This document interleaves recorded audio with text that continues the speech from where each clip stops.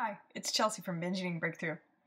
One of the things that I think I spent so many years going after was more eating tips, like more dieting tips, more tips for how to eat less calories, more tips for how to control the ravenous appetite that seemed to take over every evening when I become this binging gorilla monster that seemed to not be able to stop eating.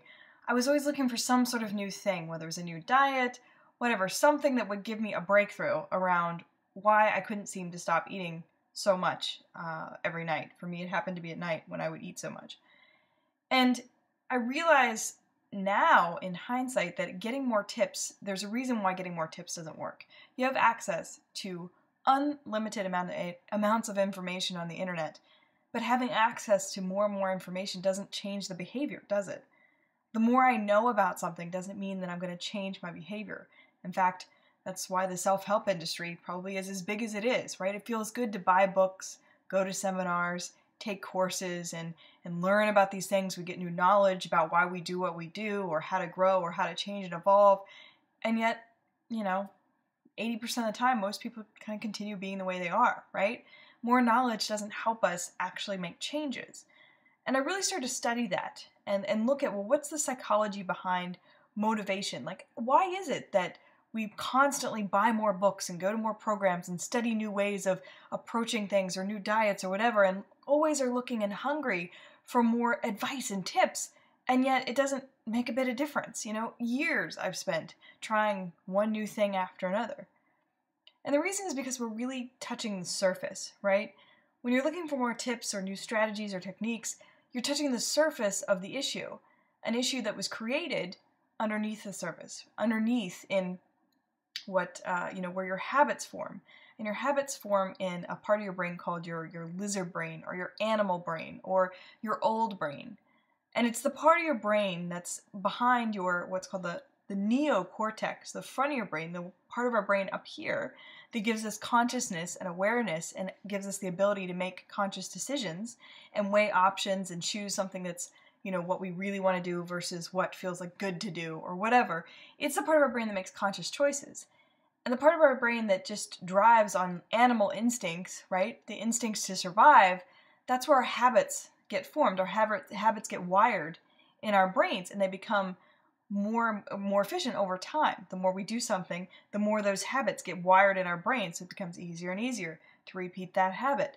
So whenever you learn a new tip or technique or some new knowledge, you're not touching that underlying surface, that neural connection, the neural pathway that has become ingrained in your brain around the habit that you formed, right? You're just addressing some surface level behavior that you haven't established a new habit for. And so it takes way more energy to start doing the new action, right? There's a lot of inertia where to do your old action and repeat the old habit, it's just easier. So after a couple days of being inspired and you're trying this new thing, you kind of lose a little bit of excitement, a little motivation, and then just kind of slip back to your old patterns of behavior after a week or so, right?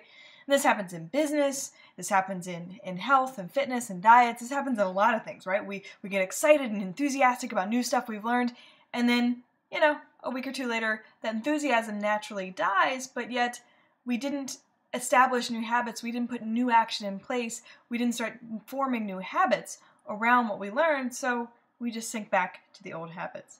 So it's really learning how not only to become aware of the habits that are ingrained in your brain and how to recognize when you have thoughts that are coming from this habitual behavior versus thoughts that are coming from conscious decision, like just being able to distinguish those two types of thoughts you have in your brain is the first step, and then learning how to rewire your brain, like literally create new pathways in your brain to create a new way of responding, a new way of acting, a new method of behavior then around food or eating or business or saving money or whatever it might be, right? And whenever you start to really look at how your brain works and understand and become aware of what's driving your actions, then you can truly start to take steps towards breaking your old habits and establishing the new ones. And when you can do that, that's when the tips and the shiny new methods that we learn that we get enthused about, when we actually can apply them and start taking action and putting them into place, we get better and better at it over time, and we start to form new behaviors. So once I understood how my brain worked and how my brain formed habits and why, it makes a lot of sense after learning that of course if I learn new tips or some, great knowledge that I'm enthusiastic about, but I don't quite take action right away and then I lose enthusiasm and then I just go back to my old action, it makes sense that I wouldn't be able to break my habits. And also under times of stress, if I'm emotionally stressed or having a hard time with relationships or something with my work or my business, that stress, then, I don't have enough energy to resist that or to push through the inertia to put in a new action, right? It's way easier just to go back to the old method of behavior, right? So when you're under stress, when you have emotions going on or whatever, you're dealing with that and you're trying to put a new action in place, it's just really, really hard, and 9 times out of 10, you're not going to put the new action in place, you're just going to go back to the old habit.